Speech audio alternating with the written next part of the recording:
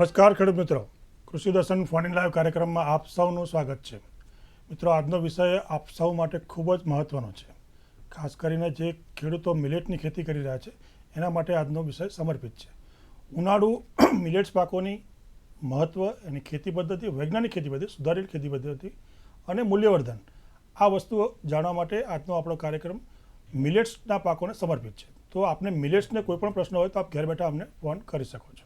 અમારા phone number નોંધી લેશો 079-2685-3814 અને 2685-3816. આપ જ્યારે પણ ફોન કરો ત્યારે ઉનાળુ મિલેટ્સ પાકોના વૈજ્ઞાનિક કોઈ પણ પ્રશ્નો હોય એ આપ અમને ફોન કરીને પૂછી શકો છો. અને આપ જ્યારે પણ ફોન કરો ત્યારે હંમેશા ટીવીનો અવાજ ધીમો કરજો અને સીધો મિલેટ્સ પાકોની ખેતી વિશે અમને વાત કરજો. આ કાર્યક્રમમાં આપણને ઉનાળુ મિલેટ્સ પાકોનું મહત્ત્વ શું છે, એની સુધારેલી એટલે વૈજ્ઞાનિક ખેતી કેવી રીતે કરી શકાય, મૂલ્યવર્ધન કેવી રીતે કરી શકાય, એનું માર્કેટિંગ કેવી રીતે કરી શકાય, આપણે કયા કયા પ્રશ્નો નડે છે, આ તમામ પ્રકારની માહિતી આપવા માટે આજે આપણે સ્ટુડિયોમાં બે મહાનુભાવ પધાર્યા છે. એમનો પરિચય આપું તો મારી બાજુમાં છે ડૉક્ટર R.A. ગામી સાહેબ, જેઓ સહસંશોધન વૈજ્ઞાનિક તરીકે મિલેટ સંશોધન કેન્દ્ર ડીસા ખાતે ફરજ બજાવે છે, અને એમની બાજુમાં શ્રી કિરણજી કુગસિયા સાહેબ, જેઓ મદદનીશ સંશોધન વૈજ્ઞાનિક છે, ડીસા ખાતે મિલેટ સંશોધન કેન્દ્રમાં ફરજ બજાવે છે, જે આપણને મિલેટ્સની સંપૂર્ણ માહિતી આપશે. તો ઉઠાવો ફોન અને આપ ઘેર બેઠા અમને મિલેટ્સની ખેતી વિશે ફોન કરીને માર્ગદર્શન મેળવી શકો છો. ચાલો આપણે કાર્યક્રમની શરૂઆત કરીએ. નમસ્કાર સાહેબ, આપનું સ્વાગત છે. ગામી સાહેબ, પહેલો પ્રશ્ન એ થાય, મિલેટ એટલે કે શ્રીઅન્ન એટલે શું? મિત્રો, આપણે જો વાત કરીએ મિલેટમાં, તો મિલેટ એને આપણે જે એક શ્રીઅન્ન તરીકે ઓળખીએ છીએ કે શ્રીઅન્ન એટલે કે જે કહેવાય કે એક આપણે નામ આપ્યું છે એ આજે આની અંદર જે બધા પાકોનો સમાવેશ થાય છે એ પાકોની અંદર જે કહેવાય કે નાના પાકો છે, જે ધાન્ય પાકોનો સમાવેશ થાય છે. આ પાકો બધા જ પાકો આપણા એક પ્રાચીન પાકો છે, ભારતના એક પ્રાચીન પાકો તરીકે એનો ઓળખ છે. આ બધા પાકોની જો વાત કરીએ, આ પાકોની અંદર ખાસ કરીને જે બાજરી, જુવાર, ચેણો, નાગલી, કાંગ, બંટી, જેને આપણે સામો પણ કહીએ છીએ, એ સિવાય કોદરા અને વરી જેને આપણે મોરૈયો કહીએ છીએ, આ બધા પાકોનો સમાવેશ થાય છે. તો ગામી સાહેબ, જે દાણાના કદના આધારે આનું વર્ગીકરણ કેવી રીતે કરી શકાય? હવે જે આપણે આજે શ્રીઅન્ન કે જેને મિલેટ કહીએ છીએ એની જો વાત કરીએ તો એને આપણે અલગ અલગ નામથી પણ ઓળખીએ છીએ. ખાસ કરીને જો વાત કરીએ તો પહેલાં તો આપણે એનું વર્ગીકરણ કરવું હોય તો એને આપણે બે ભાગમાં વહેંચી શકીએ. એક તો મુખ્ય મિલેટ એટલે કે મુખ્ય શ્રીઅન્ન, અને બીજું છે લઘુ ધાન્ય પાકો. જો મુખ્ય મિલેટ પાકોની જો વાત કરીએ તો એની અંદર બે પાકો મુખ્ય તરીકે આપણે આવી શકે. એની અંદર કે બાજરી અને જુવાર. જ્યારે બીજા પાકો છે જે લઘુ ધાન્ય પાકો, જેને આપણે તૃણ મિલેટ પણ કહીએ છીએ, આ પાકોની અંદર બીજા જે બધા પાકો આવે કે ધારો કે જે નાગલી છે, બંટી, ચેણો, વરી, કોદરા, સામો, આ બધા પાકોનો સમાવેશ થાય છે. આ બધા પાકો જે વાત કરીએ, આ બધા પાકોને આપણે પ્રાચીન પાકો કયા છે, સાથે સાથે આ બધા પાકોની અંદર જે વિશિષ્ટ ગુણધર્મો છે કે જે કહેવાય કે એની અંદર જે પોષક તત્વોનો જે ભંડાર છે, એના કારણે આ પાકોને આપણે પૌષ્ટિક અનાજ અથવા પોષક અનાજ પણ તરીકે પણ આપણે ઓળખીએ છીએ. ખૂબ સરસ સાહેબ. અત્યારે દિયોદરથી દેવજીભાઈ રાજપૂત જોડા છે, સાંભળીએ. દેવજીભાઈ, આપનું સ્વાગત છે. આપનો પ્રશ્ન કહો. સાહેબ નમસ્કાર. નમસ્કાર. હા સાહેબ, આપણે ઉનાળુ બાજરીનું મૂલ્યવર્ધન કરવું હોય તો અમારે કઈ રીતે કરી શકાય? હાજી દેવજીભાઈ, આપણે જણાવીએ મૂલ્યવર્ધનમાં તો બાજરીની અંદર ખાસ કરીને જો વાત કરીએ તો બાજરીને આપણે એક તો જે લોટ છે ને, આપણે લાંબો સમય સુધી આપણે સંઘરી શકતા નથી. એક આરું એનું મેન જે કહેવાય ને કે એક બીજો એનું ડ્રોબેક કહેવાય, કહી શકાય. પરંતુ જો આપણે કહીએ કે જો અત્યારે જે ચલણ છે કે જે બાયોફોર્ટિફિકેશન, જો બાયોફોર્ટિફિકેશન બાજરીની આપણે વાવણી કરીએ અને પોતે જ આપણે આપણા લેવલે જે એફપીઓ અથવા આપણે પોતે જ એનું પેકિંગ કરી અને બજારોમાં જો આપણે વેચી શકીએ તો ચોક્કસથી આપણે વધુ આપણા લેવલે નફો કમાઈ શકીએ. જો આપણે ડાયરેક્ટ જો આ બધી જે બાજરી છે એને ડાયરેક્ટ આપણે ગંજમાં કે માર્કેટમાં વેચીએ તો આપણને આવક થાય નહીં. તો એની જો વાત કરીએ તો એને આપણે પોતાના લેવલે પેકિંગ કરીએ, કેમ કે આ બધા આની અંદર જો કહેવાય કે જે તત્વો છે આયરન અને ઝીંક, આ તત્વોનો મૂલ્યના આધારે આ બાજરીનું આપણે જે વધારે મહત્ત્વ છે. તો એ રીતે વધારે આયરન અને ઝીંક જે ધરાવતી બાજરી છે જેને આપણે બાયોફોર્ટિફાઈડ કહેવાય બાજરી તરીકે ઓળખીએ છીએ, આ બાજરીનું આપણે વાવેતર કરી અને જો કરીએ તો ચોક્કસથી આપણે વધારે આપણે આવક રળી શકીએ. બીજું સાથે સાથે દાણા સિવાય પણ જે કહેવાય ઘાસચારામાં પણ જો કહેવાય આપણે ઉત્તર ગુજરાતની અંદર ખાસ કરીને જે રીતે જે પશુપાલનનું જે રીતે વધુ મહત્ત્વ છે, તો એમાં પણ આપણે સારું એવું આપણે એની અંદર આપણે આવક રળી શકીએ છીએ. ખૂબ સરસ ગામી સાહેબ. અત્યારે બનાસકાંઠાથી વિનોદભાઈ જોડા છે, સાંભળીએ. વિનોદભાઈ, આપનું સ્વાગત છે. આપનો પ્રશ્ન કહો. નમસ્કાર સાહેબ. નમસ્કાર. હવે સાહેબ મારો પ્રશ્ન એ હતો કે અમારા વિસ્તારમાં સાહેબ નાગલીનું વાવેતર કરવું છે, તો એનું બિયારણ ક્યાંથી મળે સાહેબ? આપનું ગામ અને તાલુકો કહો. સાહેબ ગામ જૂના ડીસા, તાલુકો ડીસા. તાલુકો ડીસા. ગામી સાહેબને કુગસિયા સાહેબ આપ હવે વિનોદભાઈ જો વાત કરીએ કે નાગલી છે અત્યારે આમ તો આપણો આ જૂનો પાક છે, આપણા જે દાંતા વિસ્તાર અને જે કહેવાય ને કે સાબરકાંઠા વિસ્તારની અંદર આ પાક બહુ થાય છે. તો અત્યારે આપણે છેલ્લા 2 વર્ષથી આપણે કૃષિ કેન્દ્ર ખેડબ્રહ્મા ખાતે આનું આપણે બીજ ઉત્પાદન કરવાનો આપણે કાર્યક્રમ ચાલુ કર્યો છે. તો આપણે ત્યાંથી પણ આપણે બીજનું વિતરણ કરીએ છીએ. તે ઉપરાંત જો બીજા વધારે વાત કરીએ, વધારે બિયારણ કે જો લેવું હોય, બીજા અલગ અલગ જુદી જુદી જાતોનું જો બિયારણ લેવું હોય તો આપણે આનું સંશોધન કેન્દ્ર, જે મુખ્ય સંશોધન કેન્દ્ર કહેવાય તૃણ ધાન્ય પાકોનું, એ નવસારી કૃષિ યુનિવર્સિટીના અંદરમાં વઘઈ ખાતે આવેલું છે. ત્યાંથી આપણે આ બિયારણ મેળવી શકીએ. અને વધારે જો કોઈ ખેડૂતને જો વધારે પ્રશ્ન હોય આ બધા પાકો વિશે તો ચોક્કસથી અમારા કેન્દ્રનો સંપર્ક કરી શકીએ છીએ. તો અમે આ બિયારણ લેવા માટે એમને ચોક્કસથી અમે માર્ગદર્શન આપી શકીશું. ખૂબ સરસ ગામી સાહેબ. કુગસિયા સાહેબે ખૂબ સરસ માહિતી આપી વૈજ્ઞાનિક. આપણા મનુષ્ય સ્વાસ્થ્યની વાત કરીએ તો આરોગ્ય અને પોષણની દ્રષ્ટિએ મિલેટનું શું મહત્વ? બહુ જ અગત્યનો પ્રશ્ન કર્યો સાહેબ. હવે ખેડૂત મિત્રો, આપણે ખેતી કરવી હશે તો હાલ ખેતી કરવા માટે આપણું શરીર તંદુરસ્ત હશે તો આપણે ખેતી કરી શકીશું. તો શરીર તંદુરસ્ત રાખવા માટે આપણે પોષણ મૂલ્ય ધરાવતા જે પાકો જે છે એને આપણે આપણા રોજિંદા આહારની અંદર ઉપયોગમાં લેવા પડશે. તો રોજિંદા આહારમાં ઉપયોગમાં લેવા માટે જે આ મિલેટ પાકો જે છે એ ઉચ્ચ પોષણ મૂલ્ય ધરાવે છે. અને ઉચ્ચ પોષણ મૂલ્ય હોવાને કારણે આપણા શરીરને તંદુરસ્ત રાખવામાં બહુ જ મહત્ત્વનો ભાગ ભજવે છે. જોવા જઈએ તો નાગલી પાકની અંદર બહુ જ સારી માત્રામાં કેલ્શિયમ હોય છે. એટલે કેલ્શિયમ સારું પ્રમાણમાં હોવાના લીધે આપણા હાડકાં જે છે એ હાડકાના વિકાસમાં અને મજબૂત બનાવવામાં બહુ જ અગત્યનો ભાગ ભજવે છે. તે જ રીતે મિલેટ પાકોની અંદર મેગ્નેશિયમ અને પોટેશિયમનું પ્રમાણ સારું હોવાને લીધે જે કોલેસ્ટ્રોલનું જે આપણા શરીરમાં લેવલ હોય છે લોહીની અંદર એ પણ ઘટાડે છે. અને બીજું કે બ્લડ પ્રેશર જે આપણું જે છે એને સંતુલનમાં રાખે છે. બીજું જોવા જઈએ તો મગજને શાંત રાખે છે. અને બીજા જો મિલેટ પાકોના જે સ્વાસ્થ્ય સંબંધિત ફાયદા જોઈએ તો મિલેટ પાકની અંદર જે ગ્લુટીન કહીએ, જે મેદસ્વીતા ધરાવતા જે વ્યક્તિઓ જે છે એમના માટે એ બહુ જ ફાયદાકારક છે. કારણ કે જો ગ્લુટીનનું પ્રમાણ ઓછું હોય એટલે કે ડાયાબિટીસ થવાનું આપણને જોખમ ઓછું રહે છે. એટલે મિલેટ પાકો આપણા રોજિંદા જીવનમાં અપનાવવાથી આપણને જે રોગો થાય છે એ રોગો સામે રક્ષણ મળે છે અને આપણું શરીર તંદુરસ્ત રહે છે. ખૂબ સરસ. આની અંદર જો વધારે વાત કરીએ તો આ જે મિલેટ પાકો છે મિત્રો, કે જે કહેવાય કે આપણે જે પહેલાં તો આપણા મિલેટ પાકો આપણા પ્રાચીન પાકો છે, આપણા બાપ દાદા બધા પાકો વાવતા હતા. પરંતુ જે કહેવાય ને કે ઘઉં અને જે ડાંગર છે આ પાકોનું જે વાવેતર વધતું ગયું 1900 જે હરિત ક્રાંતિ આવી એના પછી, અને એના કારણે ધીમે ધીમે આ પાકો ખેડૂતના ખેતરથી લુપ્ત થતા થયા. એટલે કે એને કહેવાય કે આ પાકો તો એટલો જે વાત કરી મેં કે જે પોષક તત્વોનો ભંડાર છે. અને પહેલાં તો આપણા બાપ દાદા બધા ખાતા હતા અને કોઈ દવાખાને કોઈ ડૉક્ટરની જરૂર નથી પડતી. અને ધીમે ધીમે આજે પાકો આપણા ખેતરથી લુપ્ત થયા, ધીમે ધીમે આપણી થાળીમાંથી પણ લુપ્ત થતા ગયા. એના કારણે શું થયું છે કે આપણા જે કહેવાય અત્યારની જે જનરેશન છે, અત્યારની જે પેઢી, એની અંદર જે છુપી ભૂખ કહેવાય કે જેને આપણે ખોરાક તો લઈએ, ખોરાકમાંથી આપણને આપણું પેટ તો ભરાઈ જાય, પણ જેમાંથી જે પોષક તત્વો મળવા જોઈએ એ પોષક તત્વો પૂરતા પ્રમાણમાં મળે નહીં. એના કારણે જે લાંબા ગાળે આપણને આ જે કહેવાય છુપી ભૂખનું પ્રમાણ, એને ઇંગ્લિશમાં અંગ્રેજીમાં હિડન હંગર કહેવાય, આનું પ્રમાણ વધતું જાય છે. એટલા માટે આ બધા પાકો જો આપણે ફરીથી આપણા ભોજનમાં સમાવેશ કરીએ તો ચોક્કસથી આપણે ખરેખર જે કહેવાય કે ડૉક્ટરની જરૂર ભવિષ્યમાં પડશે નહીં.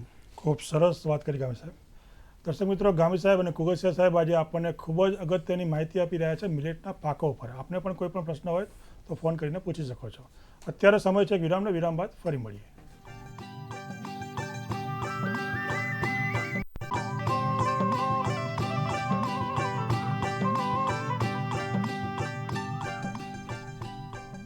વિરામ બાદ કૃષિ દર્શન ફોન ઇન લાઈવ કાર્યક્રમમાં આપ સૌનું સ્વાગત છે. મિત્રો, આજનો વિષય ઉનાળુ મિલેટ્સ પાકો ઉપર છે. આપને કોઈ પણ પ્રશ્ન હોય તો મારો ફોન નંબર ફરીથી નોંધી લેશો 079-2685-3814 અને 3816. જ્યારે પણ ફોન કરો ત્યારે ટીવીનો અવાજ ધીમે કરી અને ઉનાળુ મિલેટ પાકો વિશે અમને ફોન કરજો. અમદાવાદથી પાર્થિવભાઈ આપનું સ્વાગત છે. આપનો પ્રશ્ન કહો.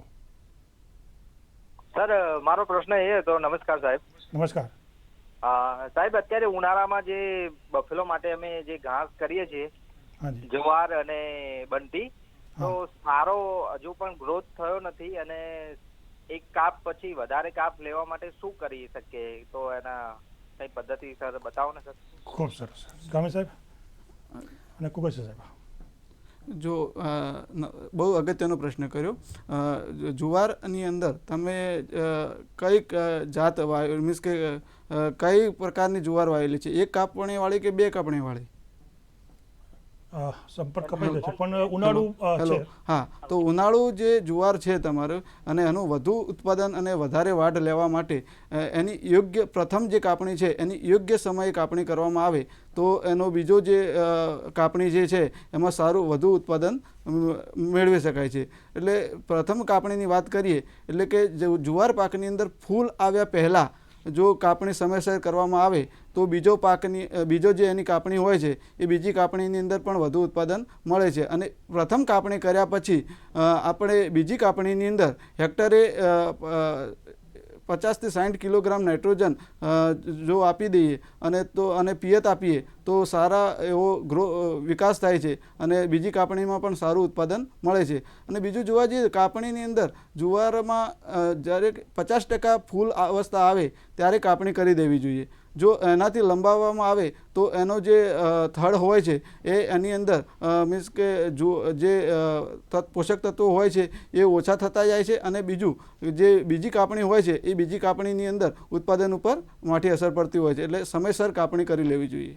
ખૂબ સરસ. આમાં એક હું તમને એક કહેવા માંગીશ કે શરૂઆતમાં જે તમારો જે પ્રશ્ન હતો કે તમે કે કહો કે શરૂઆતમાં ગ્રોથ ઓછો થયો છે, તો એ જાણવાનું રહ્યું કે તમે ક્યારે વાવ્યું હતું. ઘણીવાર શું થાય છે કે આપણે વાવેતર જો દિવસો છે, વાવેતરનો જે સમય છે એ આપણે બરોબર જાળવ્યો ન હોય તો શરૂઆતમાં જ આ પાકનું ગ્રોથ અટકી જાય છે.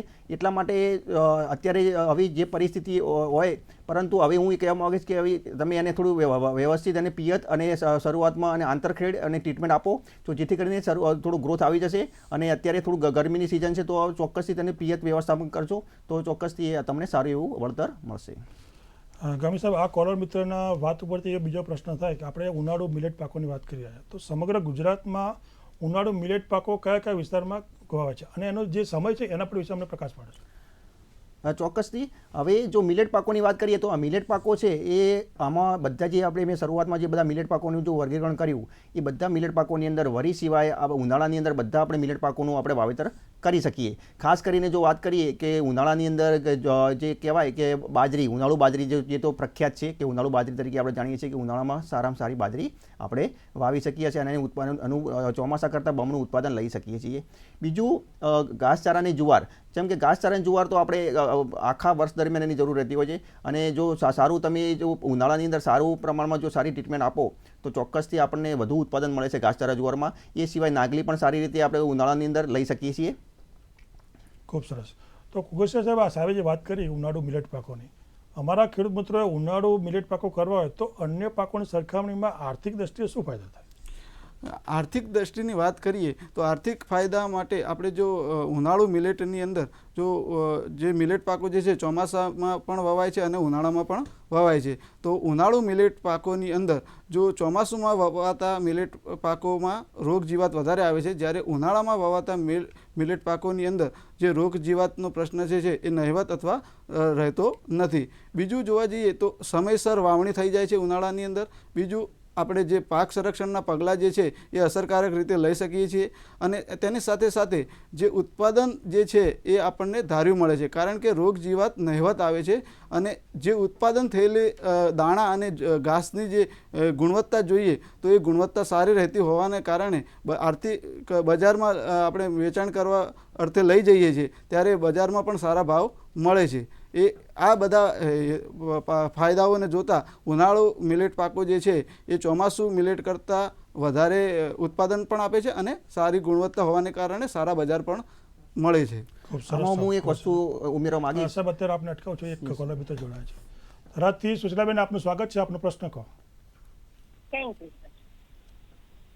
હલો સુશીલાબેન.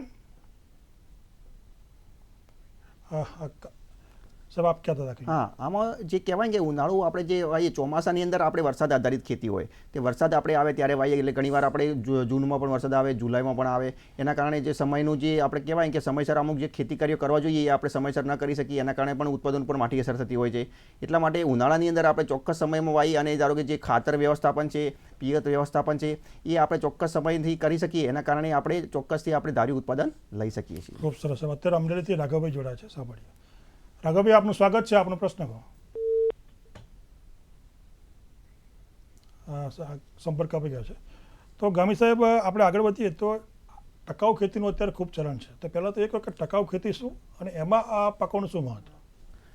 હવે જો આપણે ટકાઉ ખેતીની વાત કરીએ કે આપણે કે જેને આપણે અંગ્રેજીમાં સસ્ટેનેબલ એગ્રીકલ્ચર કહીએ છીએ. ટકાઉ ખેતી એટલે કે આપણે ઓછા ઘટકમાં સારું એવું ઉત્પાદન લઈ શકીએ અને આપણે જે કહેવાય કે અત્યારે જે ખેતી કહેવાય, ખેતીને આપણે એક ધંધા તરીકે જો આપણે કરીએ ને તો જ આપણને પોસાય. બાકી હવે બધા ખેડૂતોને આપણે કહીએ કે ભાઈ સાહેબ પોસાતું નથી, પરંતુ જો આપણે ખેતીને ખરેખર એક ધંધા તરીકે સ્વીકારી અને જો ખેતી કરવા જઈએ તો ચોક્કસથી એની અંદર લાભ થાય છે. તો એ સંદર્ભે જો આ મિલેટ પાકોની અંદર વાત કરીએ તો આ મિલેટ પાકો એવા છે કે જે વિષમ આબોહવા સામે સ્થિતિસ્થાપકતાનો ગુણધર્મ ધરાવે છે.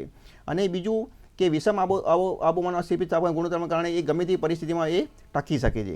ખાસ કરીને જો કે વધારે ગરમી, વધારે પડતો વરસાદ, ઓછો વરસાદ, અનિયમિત વરસાદ, ઓછી ફળદ્રુપ જમીન.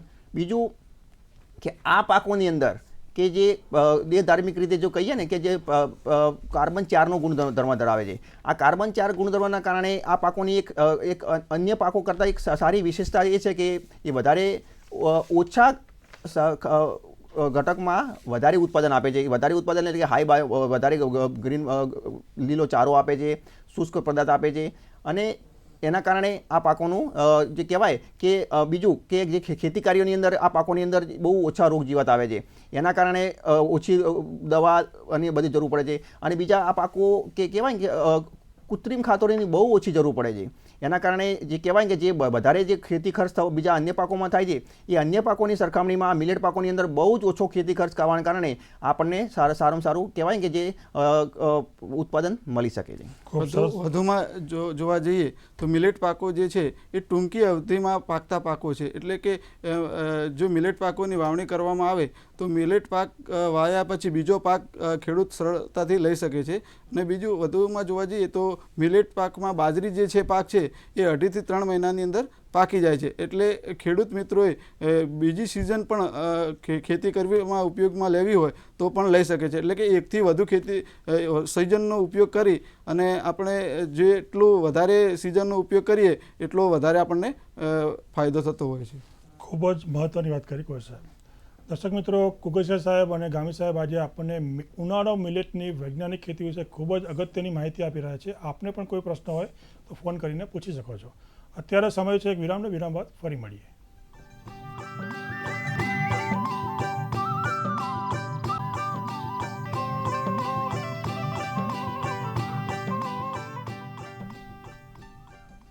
વિરામ બાદ કૃષિ દર્શન કાર્યક્રમમાં આપ સૌનું સ્વાગત છે. મિત્રો, આજનો વિષય ઉનાળુ મિલેટ પાકોની ખેતી પદ્ધતિ, મૂલ્યવર્ધન અને એનું મહત્ત્વ.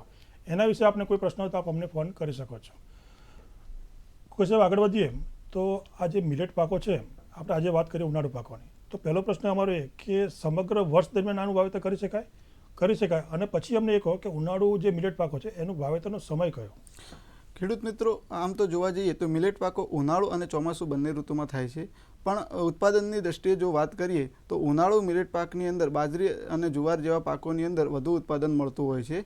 તો જો વાવેતર સમય ઉનાળાની અંદર જોવા જઈએ તો ખેડૂત મિત્રો 15 ફેબ્રુઆરીથી 15 માર્ચ દરમિયાન જો મિલેટ પાકોનું વાવેતર કરવામાં આવે, એમાં પણ ખાસ કરીને જુવાર, બાજરી અને રાગી જેવા પાકોનું જો વાવેતર યોગ્ય સમયે કરવામાં આવે, એટલે કે 15 ફેબ્રુઆરીથી 15 માર્ચ દરમિયાન કરવામાં આવે તો ખેડૂત એના ખેતરની અંદર જે છોડની જે સંખ્યા જે છે એ પૂરતી જાળવી શકે છે અને પરિણામે આપણને વધુ ઉત્પાદન મળે છે. બીજું જોવા જઈએ તો હાલની બદલાતી આબોહવાકીય પરિસ્થિતિને ધ્યાને લેતા 15 ફેબ્રુઆરી પછી જો હવામાન ઠંડુ હોય તો ખેડૂતોએ મિલેટ પાકોની વાવણી થોડી વિલંબથી કરવી જોઈએ, જેથી કરી જે ઉગાવોનો પ્રશ્ન રહે છે એ પ્રશ્ન ટળી જાય અને જો જેવું હવામાનમાં તાપમાન વધવા માંડે અને ત્યારબાદ વાવણી કરવામાં આવે તો સારો ઉગાવો મળે છે અને ખેતરમાં છોડની સંખ્યા એ પૂરતા પ્રમાણમાં જળવાઈ રહે છે અને પરિણામે આપણને સારું એવું ઉત્પાદન મળે છે.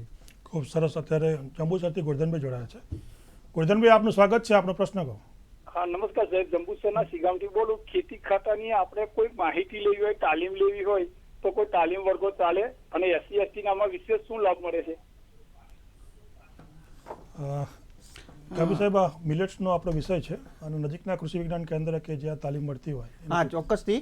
કે ધારો કે તાલીમમાં આપણે જે વાત કરીએ તો દરેક કૃષિ યુનિવર્સિટીમાં ત્રિમાસિક આપણે ક્લાસ ચાલતા હોય છે ટ્રેનિંગના, અને એ સિવાય પણ જે કહેવાય કે દરેક જિલ્લાની અંદર એટલે કે દરેક જિલ્લાને એક જિલ્લા વચ્ચે કે બે જિલ્લા વચ્ચે કૃષિ વિજ્ઞાન કેન્દ્રો આવેલા છે. આ કૃષિ વિજ્ઞાન કેન્દ્રો આપણે દરેક વર્ષે પ્રેરણા પ્રવાસ પણ રાખે છે અને સાથે સાથે આ બધા જે પાકો છે પાકો ઉપર આપણને માહિતી પણ આપતા હોય છે. તો એ ચોક્કસથી તમે એમનો સંપર્ક કરી અને ચોક્કસથી માહિતી લઈ શકો છો. અને વધુમાં જે આપણે ખેતીવાડી ખાતાની જે સહાયની વાત કરી એના માટે તમે ચોક્કસથી તમે નજીકની તમારી જિલ્લા પંચાયતની કચેરી તમે એનો સંપર્ક કરી અને તમે એની માહિતી મેળવી શકો છો. કોઈ સાહેબ, આપણે જે મિલેટની વાત કરી રહ્યા છે અત્યારે, તો ઉનાળુ મિલેટની વાવણી કરવી હોય એ વખતે સૌથી અગત્યનું પરિબળ છે જમીન. જમીન કેવી હોય છે અને જમીનની તૈયારી કેવી રીતે કરવી? ખેડૂત મિત્રો, આપણે ઉનાળુ મિલેટ પાકોની વાવણીની જો ખેતી પદ્ધતિ વિશે જોઈએ તો ખેતી કરતાં પહેલાં આપણે ખેતરનું તૈયારી કરવી એ બહુ અગત્યની છે.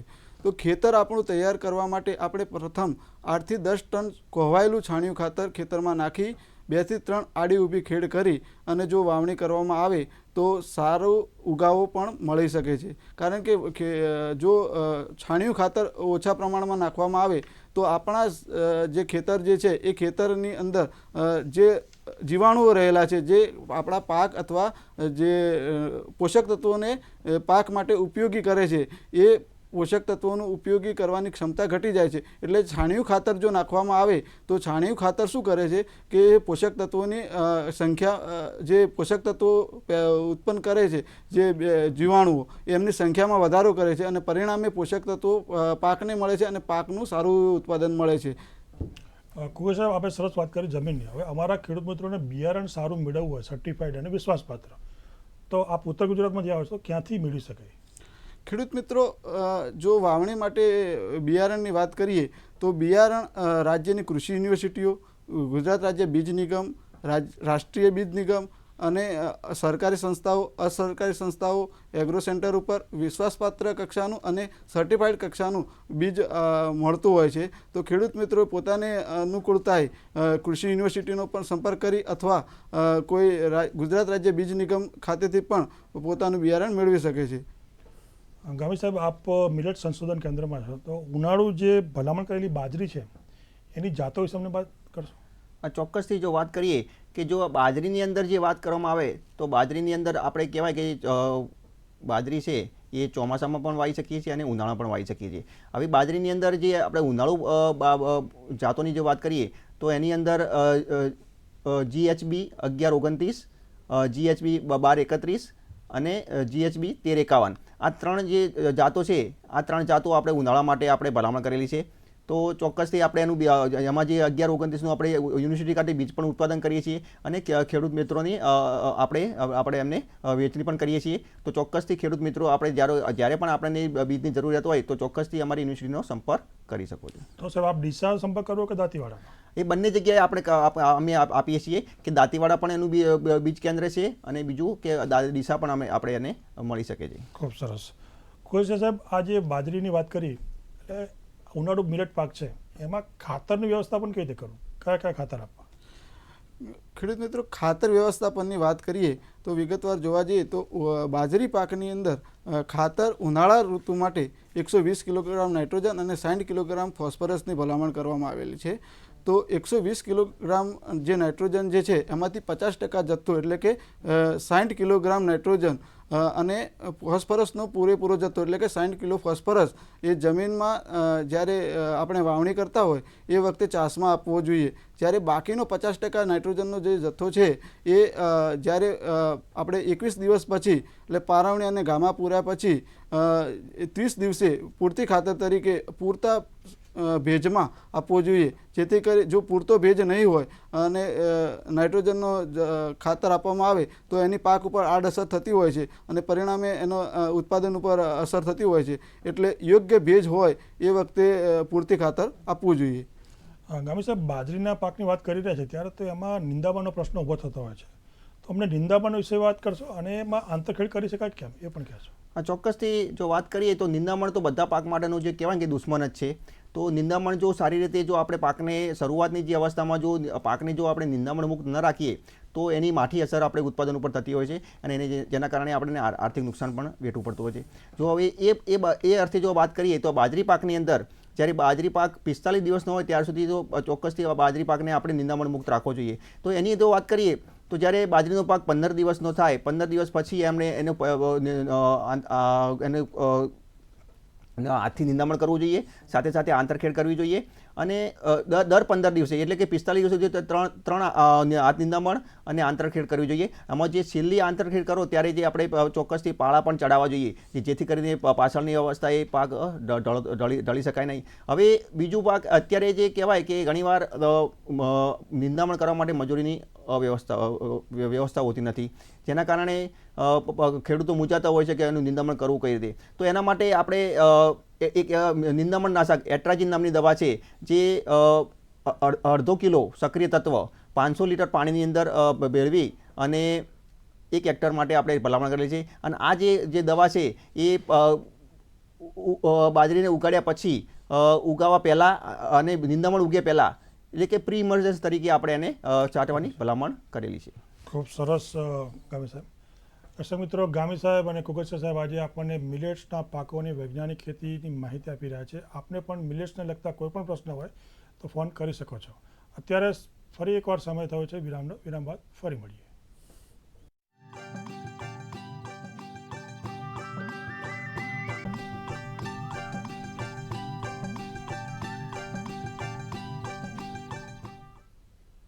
વિરામ બાદ કૃષિ દર્શન ફોન લાઈવ કાર્યક્રમમાં ફરી એકવાર આપ સૌનું સ્વાગત છે. મિત્રો, અમારા ફોન નંબર ફરી એકવાર નોંધી લેશો: 079-285-3814 અને 3816. પ્રેરણા શાહ, સુરતથી આપનું સ્વાગત છે. આપનો પ્રશ્ન કહો. વાત એ છે મારી એજ છે ને 60 યર્સ છે અને મને પેટ આંતરડાની બીમારી છે. મને સ્કૂલ કોલેજ લાઈફથી હાઇપર એસિડિટી તો હતી પણ હવે મને છે ને એમાંથી કોલાઇટિસ, અલ્સરેટિવ કોલાઇટિસ થઈ ગયું છે. તો સાંભળ્યું છે કે આ રાગી જે છે એ ગરમ છે, કેલ્શિયમથી ભરપૂર છે, પણ મારે લેવાય કે નહીં કે મારે આખા શરીરમાં બળતરા બર્નિંગ રહે છે સેન્સેશન.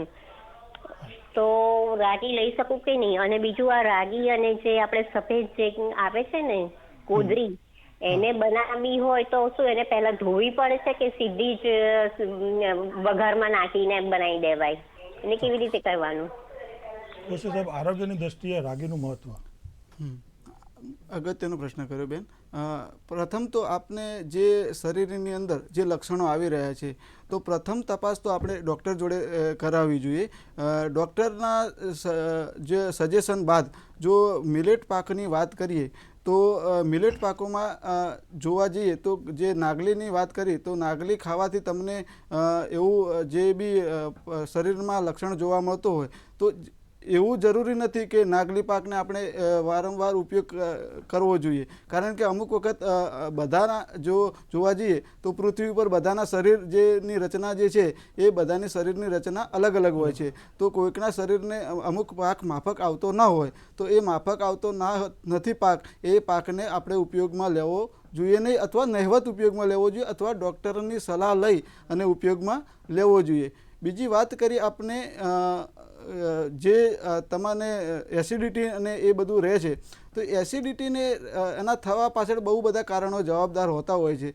તો એક વખત આપણે ડૉક્ટરનો સંપર્ક કરી અને જો એના લક્ષણોની યોગ્ય રીતે તપાસ કરી અને જો એનો નિદાન તરફ જઈએ તો એનો સારો એવું ઈલાજ મળે છે અને આપણને મટી પણ જતું હોય છે. ગમે સાહેબ, તો ટૂંકમાં કોઈ પણ યુટ્યુબ હોય કે બીજા કોઈ પણ મીડિયા હોય તો સીધો જ આપણે પ્રખતરો ન કરવો જોઈએ, ડૉક્ટરની સલાહ લેવી જોઈએ. એટલે હું આ બેનના પ્રશ્નમાં થોડો ઉમેરો કરીશ કે જે બેને જે કહ્યું છે કે એની જે શરીર માટે જે તકલીફ છે તો એના માટે તો આપણે ડૉક્ટરની સલાહ તો અનુસરશું જ, પણ આ હું બધા મિત્રોને પણ એ કહેવા માગીશ કે મિલેટને આપણે ડાયરેક્ટ દવા તરીકે ઉપયોગ નથી કરવાનો, પરંતુ જે મિલેટ પાકો છે એને આપણે જીવનશૈલીમાં ઉમેરો કરવાનો છે, જેથી કરીને ધારો કે ખાસ કરીને વાત કરી કે જે નાગલી છે, નાગલીની અંદર અથવા બીજા મિલેટ પાકોની અંદર જે કહેવાય કે એક એન્ટી ન્યુટ્રિશનલ ફેક્ટર કહેવાય કે જે કહેવાય કે એની અંદર અવરોધક પરિબળો કહેવાય, તો એ અવરોધક પરિબળો જેવા કહેવાય ટેનિન અને ફાઇટિક એસિડ છે, અને એના કારણે જો ડાયરેક્ટ આપણે મિલેટને તમે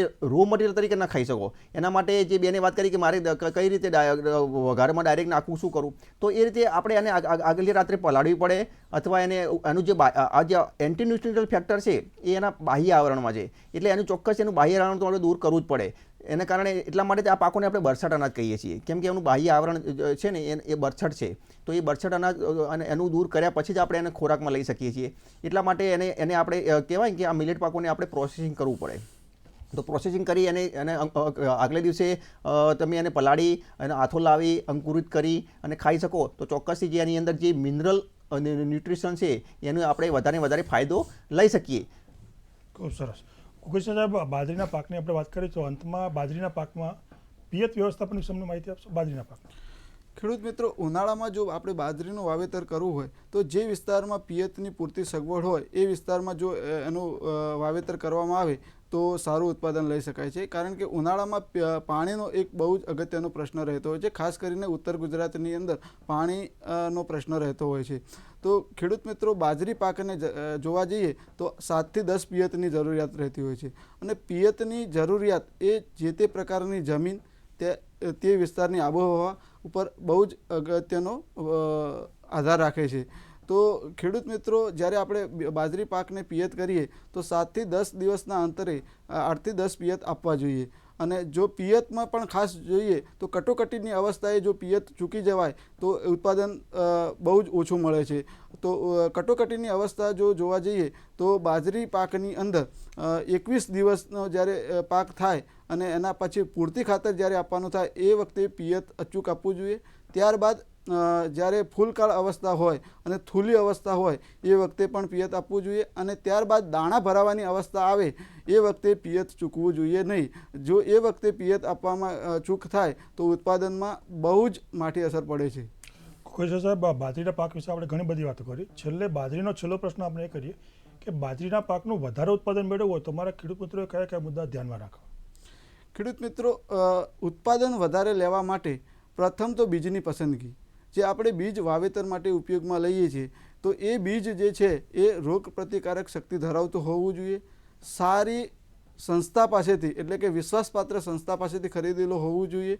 બીજું, બીજની અંદર જે ઉગાવાના ટકાવા છે એ બરાબર હોવા જોઈએ, એટલે કે બહુ જ જૂનું બિયારણ આપણે વાવેતરમાં ઉપયોગમાં લેવું જોઈએ નહીં. બીજું, વાવેતર કર્યા બાદ સમયસર નિંદામણ કરવું જોઈએ, ખાતર વ્યવસ્થાપન કરવું જોઈએ, પિયત આપવું જોઈએ, અને જો એના બાદ જોવા જઈએ તો આંતરખેડ જે છે એ આંતરખેડ પણ અમુક સમયે કરવી જોઈએ, એટલે કે નિંગલ અવસ્થા પહેલાં આંતરખેડ પણ કરવી જોઈએ.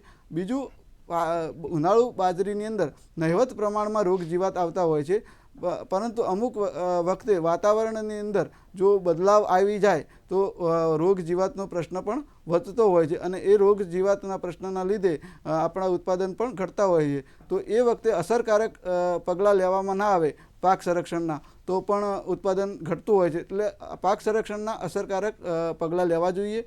બીજું જોવા જઈએ તો કાપણી અને લણણી એ સમયસર થવી જોઈએ. જો કાપણી વહેલી કરવામાં આવે તો પણ ઉત્પાદન ઓછું મળે છે, અને દાણાની ગુણવત્તા પણ ખરાબ મીન્સ કે ગુણવત્તા સારી મળતી નથી. એટલે આપણે જે કાપણી અને લણણીનો સમય છે એ જાળવવો જોઈએ. ખૂબ સરસ છે કુકુરશા સાહેબ. દર્શક મિત્રો, ગામી સાહેબ અને કુકુરશા સાહેબ આજે આપણને મિલેટ્સ વિશે ખૂબ જ અગત્યની માહિતી આપી રહ્યા છે. અત્યારે સમય છે એક વિરામનો. વિરામ બાદ ફરી મળીએ.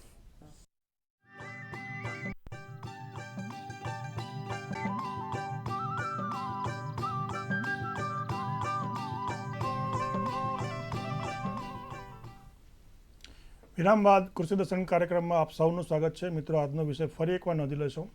ઉનાળુ મિલેટ પાકોનું મહત્વ, એની વૈજ્ઞાનિક ખેતી. આપને કોઈ પણ પ્રશ્ન હોય તો અમને ફોન કરી શકો છો. ગમે સાહેબ, આગળ વધીએ. આપણે બાજરીની ખૂબ સરસ વાત કરી. હવે જુવારના પાક ઉપર આવીએ. તો જુવારના પાકની વાત કરીએ એટલે ઉનાળામાં એવી કઈ કઈ વિવિધ જાતો છે જેનું મહત્વ છે જુવારમાં? જુવારની અંદર કહેવાય કે જે બહુ જ જાતોની અંદર બહુ ભિન્નતા જોવા મળે છે. જુવારમાં જો શરૂઆતમાં જો વાત કરીએ ખાસ કરીને તો જુવારની અંદર આપણે ઘાસચારા જુવાર તો આપણે ઓળખીએ છીએ. ઘાસચારા જુવાર છે એ ફક્ત દાણા માટેની જુવાર છે. જે દાણા માટેની જુવાર છે એ ફક્ત દક્ષિણ ગુજરાતમાં વધારે પ્રમાણનું વાવેતર થાય છે. અને બીજી છે દ્વિહેતુ માટેની જુવાર. દ્વિહેતુ માટેની જુવાર એને કે કહેવાય કે જે દાણા માટે પણ એનો ઉપયોગ થાય છે, સાથે સાથે એને સૂકા પૂળા પણ મળી શકે છે. આ તો વાત થઈ કે સામાન્ય જુવારની. એ સિવાય આપણે કહેવાય કે જે ખાસ હેતુ માટેની જુવારની જાતો પણ અત્યારે એનું ખાસ મહત્ત્વ છે. કે ખાસ હેતુ માટેની જુવારની જો વાત કરીએ તો ખાસ હેતુની અંદર કહેવાય કે પોંખ માટેની જુવાર, ધાણી માટેની જુવાર, અને બીજી કે મીઠી જુવાર. કે મીઠી જુવારની જે કહેવાય એની અંદરથી બાયો ઇથેનોલ જે ઈંધણ માટે એમાંથી જે પ્રોડક્શન કરવામાં આવે છે એની જે આંતરરાષ્ટ્રીય ક્ષેત્રે બહુ વધારે ડિમાન્ડ છે. એ સિવાય પણ જુદા જુદા પ્રકારની કલર જુવાર પણ બજારમાં ઉપલબ્ધ છે. આ કલર જુવારનું પણ આંતરરાષ્ટ્રીય ક્ષેત્રે બહુ વધારે પડતી માંગ છે. હવે સાહેબ, આપકે ખૂબ સરસ વાત કરી જુદા જુદા પ્રકારની જાતો વિશે. તો ઉનાળાની વાત કરી રહ્યા છે, તો ઉનાળામાં કયા પ્રકારની જુવારનું વાવેતર કરી શકાય? ખાસ કરીને જો વાત કરીએ તો આ જુવાર છે તો એ 3 સિઝનમાં વાવી શકાય. 3 સિઝનમાં એટલે કે આપણે ઉનાળામાં પણ લઈ શકીએ, ચોમાસામાં લઈ શકીએ અને શિયાળામાં પણ લઈ શકીએ. તો શિયાળામાં જો જ્યારે વધારે પડતી ઠંડી ન હોય, ખાસ કરીને જે આપણે દક્ષિણ ગુજરાતની વાત કરીએ તો શિયાળામાં પણ ત્યાં જુવારનું વાવેતર થાય છે. અને ખાસ કરીને જે દાણાવાળી જુવાર છે અને એની અલગથી એની કહેવાય કે ખાવા માટે એનો બહુ ઉપયોગ થાય છે. અને જે ઉનાળાની જો વાત કરીએ તો ઉનાળાની અંદર તો દરેક પ્રકારની, ખાસ કરીને એમાં પણ ઘાસચારાની જુવાર તો દરેક રીતે સારી રીતે લઈ શકાય છે. અને બીજું ઘાસચારા જુવારની અંદર પણ 2 પ્રકાર છે. એક તો એક કાપણીવાળી અને એકથી વધુ કાપણીવાળી. તો આપણે જમીનના પટ પ્રમાણે અને આપણી જરૂરિયાત પ્રમાણે આપણે જે પણ ઘાસચારાની જુવારની જરૂરિયાત હોય એ પ્રમાણે આપણે એનું વાવેતર કરી શકીએ છીએ. સાથે સાથે બીજ ઉત્પાદન કરવાની વાત આવે કે જ્યારે હવે અત્યારે જ્યારે જુવારની જે જાતો છે બીજ ઉત્પાદન કરવા માટે ઉનાળુ ઋતુ છે એ સારામાં સારી ઋતુ છે. કેમ કે જે આગળ પણ વાત કરી કે જે આ ઉનાળાની ઋતુની અંદર કોઈ પણ પ્રકારનું બીજું કે કહેવાય કે રોગ જીવાત છે, બીજી વિષમ આબોહવા કહેવાય કે વધારે પડતો ઓછો વરસાદ, વધુ વરસાદ, વધારે ભેજ એના ન હોવાના કારણે રોગ જીવાત નથી આવતા. એના કારણે જે પણ આપણને જે બીજ મળે છે એ સારામાં સારી ગુણવત્તાવાળું બીજ મળે છે. એટલા માટે આપણે ઉનાળાની અંદર આ ચોક્કસથી સારામાં સારી બીજ ઉત્પાદન માટેની ઋતુ કહી શકાય. ખૂબ સરસ ગામ સાહેબ. તો સાહેબ, ઘણા ખેડૂતો ઘાસચારા અને જુવારનું ખૂબ વાવેતર કરતા હોય છે. એમાં કઈ કઈ જાતો અગત્યની છે? આજે હું એ વાત કરી કે ઘાસચારા જુવારની અંદર આપણે 2 પ્રકારની ઘાસચારા તરીકે જુવારની જાતો પ્રચલિત છે. કે એક કાપણીવાળી અને દ્વિકાપણીવાળી. જો એક કાપણીવાળી જો જુવારની જાતોની વાત કરીએ તો આપણા યુનિવર્સિટી સંશોધિત જાતોની અંદર GFS 6 number, 7 number, 8 number, CSV 21F અને જે GFS 7 નંબર છે એ આપણે રાષ્ટ્રીય કક્ષાએ એની નોંધણી થયેલી છે. અને એનું ખેડૂતો માટે આપણે વાવણી માટે ભલામણ કરેલી છે. એને આપણે CSV 46F તરીકે પણ ઓળખીએ છીએ.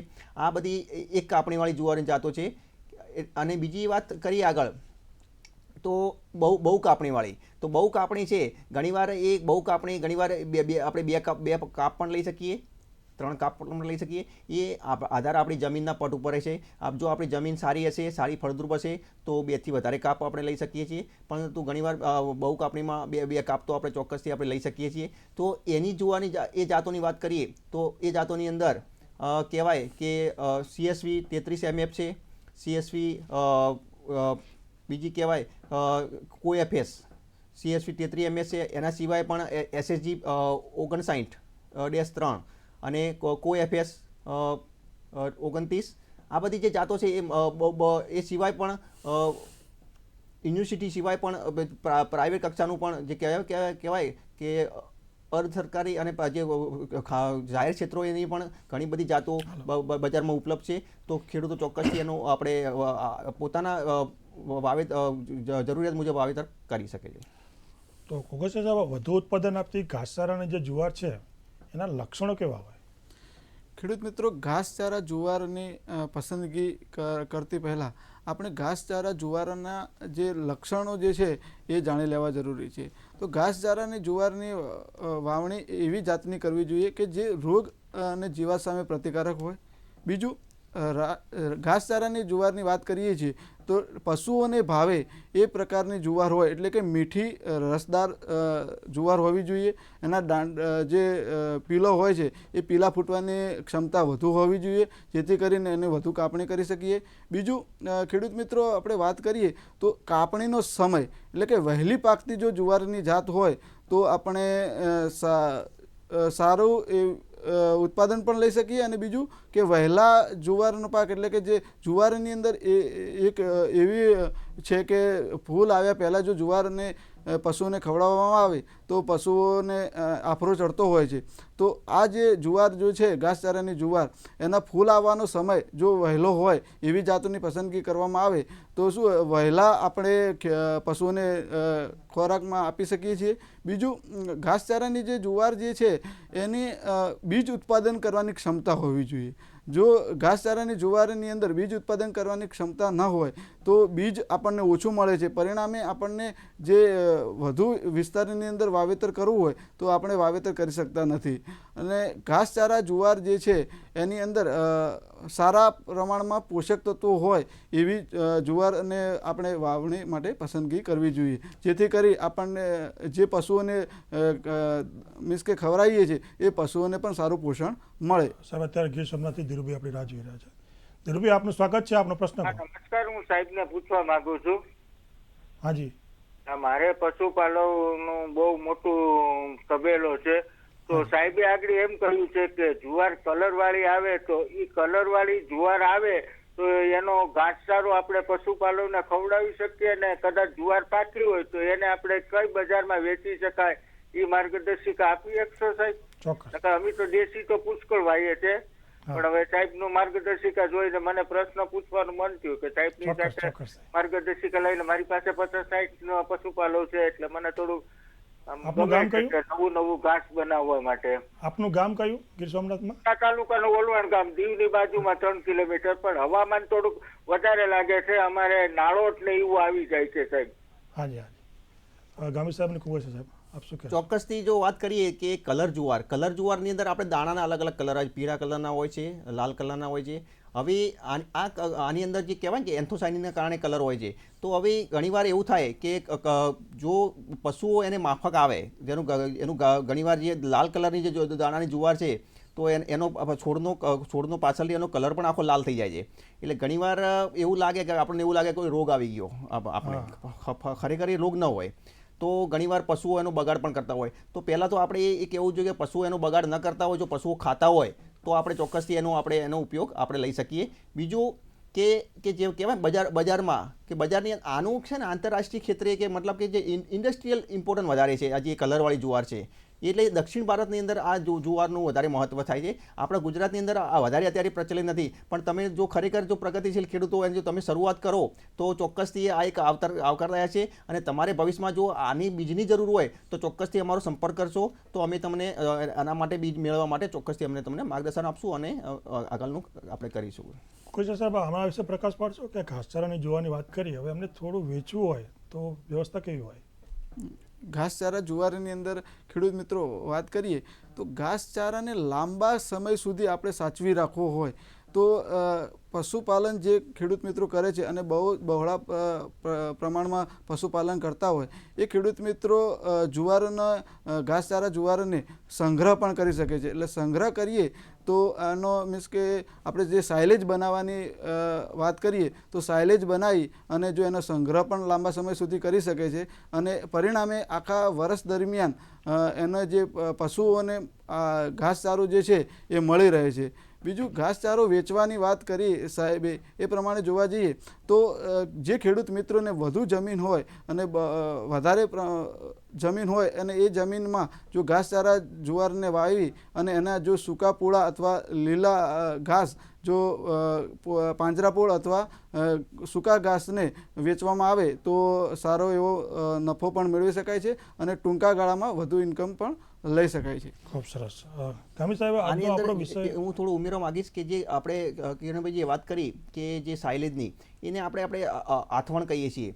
તો જો કોઈ ખેડૂત પોતાના જે વધારે જમીન હોય અને વધારે પ્રોડક્શન કર્યું હોય અને એવું જ્યારે ઘણીવાર આવે કે સિઝન હોય ત્યારે ઘણીવાર પૂરતા ભાવ ન મળે, તો આ રીતે જો સાયલેજ બનાવી એને આપણે ઘાસનું મૂલ્યવર્ધન પણ કહી શકીએ. જે રીતે આપણે દરેક વસ્તુમાં આપણે જે રીતે માર્કેટમાં મૂલ્યવર્ધન થઈને આપણને જે વસ્તુઓ 3 થી 4 ગણા ભાવે મળતી હોય છે, તો આ રીતે જો આપણે સાયલેજ બનાવી અને ઘાસનું અને પછી જ્યારે ઓફ સિઝન હોય એ ઓફ સિઝનની અંદર જ્યારે ઘાસની પશુઓ માટે ઘાસની કટોકટી હોય એ કટોકટી અવસ્થાએ જો આને સાયલેજને આપણે વેચીએ તો ચોક્કસથી આપણે વધુ ભાવ મેળવી શકીએ છીએ. ગામી સાહેબ, આપ શબ્દ બોલ્યા મૂલ્યવર્ધન, આપણો આજનો મહત્વનો વિષય છે. તો સમગ્ર મિલેટ પાકો વિશે અમને કહો કે પ્રોસેસિંગ એટલે શું અને એનું મૂલ્યવર્ધન કેવી રીતે કરી શકાય? હવે જો આપણે વાત કરીએ કે કહેવાય કે હવે આપણે મેં આગળ પણ વાત કરી કે આપણે ચીલા ચાલુ ખેતી છોડી અને જો સારી ખેતી કરીએ તો ચોક્કસથી આપણે વધારે આવક રળી શકીએ.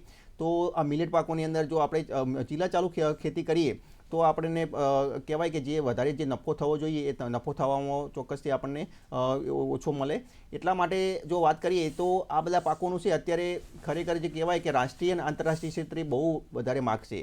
અત્યારે કહેવાય કે નવી પેઢી આપણે જે કહેવાય કે બર્ગર અને પીઝા ખાવાની બહુ ટેવાયેલી છે. તો બર્ગર પીઝા એમને બર્ગર પીઝા જ ભાવે છે. જો એમને ખરેખર કહીએ કે એમને બાજરીનો રોટલો ખવડાવવા જઈશું તો એ નહીં ખાય. તો કઈ રીતે આ બધા પાકોને આ બધા નવી પેઢીને કઈ રીતે માફક આવે, કઈ રીતે ખાઈ શકે, કઈ રીતે વધારે એમને સ્વાદિષ્ટ લાગે, એટલા માટે આ પાકોને આપણે કહેવાય કે મૂલ્યવર્ધન કરી કે જે કહેવાય કે અલગ અલગ પ્રકારના કૂકીઝ બનાવીએ, બર્ગર પીઝા બને છે, કેક પણ બને છે, દરેક મિલેટમાંથી અલગ અલગ પ્રકારના વ્યંજન બને છે. તો એના માટે આ એક મૂલ્યવર્ધન કરી અને આપણે કેમ કે અત્યારે કહેવાય કે નાના નાના એકમો ઘણા સ્થાપિત થયા છે અને બહુ બધા એને જે કહેવાય કે તમે મોલમાં જાઓ તો પણ એને કેટલા મોંઘી મિલેટ આઇટમો મળતી હોય છે. તો એ રીતે આપણે પણ જો ખેડૂત તરીકે કહેવાય કે આમાં આપણે કઈ રીતે વધારે કહેવાય કે નફો લઈ શકીએ, તો એના માટે આવે છે પ્રોસેસિંગ માટે. કેમ કે પ્રોસેસિંગ અને જે મૂલ્યવર્ધન છે સિક્કાની બે બાજુ છે. તો જો આપણે મૂલ્યવર્ધન કરવું હોય મિલેટનું તો પ્રોસેસિંગ 100% કરવું પડશે. પ્રોસેસિંગ કરવા માટે પહેલાં તો આપણે જે બાપદાદાઓ કહેવાય કે પહેલાં તો ડાયરેક્ટ મિલેટના ઘરે તો પોતાના જરૂરિયાત મુજબ ખાંડવો રાખતા હતા અને ખાંડીને ખાતા હતા. પણ અત્યારે તો આધુનિક જમાનાની અંદર આવી બધા નવા સાધનો આવી ગયા છે. તો એ સાધનો પણ આપણે અત્યારે ખેડૂતે પોતે પોતાના જરૂરિયાત મુજબ વસાવી શકીએ છીએ. એની અંદર અત્યારે આપણે કહેવાય કે ભારતમાં પ્રોસેસિંગ માટે ધાન ફાઉન્ડેશન છે ચેન્નઈ ખાતે. એ ધાન ફાઉન્ડેશન દ્વારા જે કહેવાય કે બધા અલગ અલગ પ્રકારના સાધનો આપે છે. એની અંદર એની કિંમત કહેવાય કે 1 HP સુધીનું જે હોય તો એની 1 થી 1.5 લાખ સુધીની કિંમત હોય છે અને 3 HPની મોટરની જો કેપેસિટીવાળું હોય તો એની કિંમત 2 થી 2.5 લાખ સુધીની આપણે મળે છે. તો આ બધા જો કહેવાય ખેડૂતો પોતે જો એની ખેતી કરે અને આ બધા મશીનો પોતાને ત્યાં વસાવે અને પોતે આ બધા પ્રોસેસિંગ કરી અને પોતાનું હું તો કહું સર્ટિફિકેશન લઈ અને પોતે જો પેકિંગ કરીને વેચશે તો ચોક્કસથી 2 થી 3 ગણો ભાવ લઈ શકશે અને 100% આંતરરાષ્ટ્રીય ક્ષેત્રે આ જેની માગ છે એનો જે કહેવાય કે વધારે લાભ લઈ શકશે. ખૂબ સરસ માહિતી આપી ગામી સાહેબ. ગુગુ સાહેબ, મિલેટ પાકોમાં આપણે ખેતી કરવાની શરૂઆત કરીએ તો સૌથી પાયાનું પરિબળ હતો બિયારણ, એટલે કે બીજ. કોઈપણ ખેડૂત જાતે પોતાનું બીજ ઉત્પન્ન કરી શકે અને કરી શકે તો એની પ્રક્રિયા શું? બહુ જ અગત્યનો પ્રશ્ન કર્યો.